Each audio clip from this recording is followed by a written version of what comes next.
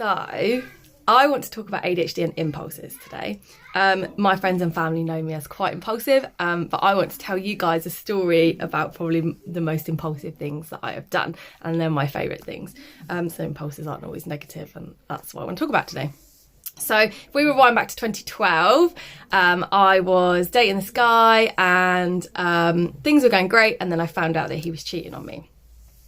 And I actually found out in not a very good way, but anyway, so I found out that he's cheating on me, and I worked with him. So we worked in the same place, and I was like, well, I can't just continue to work with him and see him every day and him just sort of like know that I'm, you know, sad and whatever. So I was like, what can I do? And then one day this light bulb hit me and I was like, I could move to America. Yeah, so I did. And I lived there for nearly 2 years. And then I came home and this guy got in touch with me again. And he said, look, the way I treated you wasn't very nice. And I'm really sorry. And I would love to have the opportunity to take you out and apologise because what I did to you was sucky. And I was like, yeah, okay, I think we can all move on. And I'm quite a forgiving person. I think we can do that. That sounds good. This snowballs into a relationship, and fast forward however long, and I find out he's cheating on me again with the same person. More for me, right?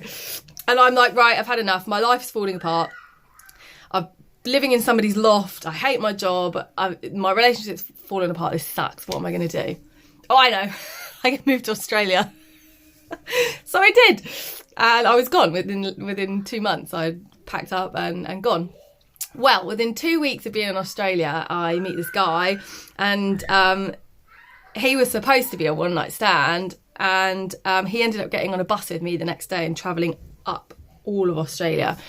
And we ended up travelling together for 18 months around Australia, New Zealand and Southeast Asia. We then travelled around Europe a little bit and came back to England and got a house together and had a baby.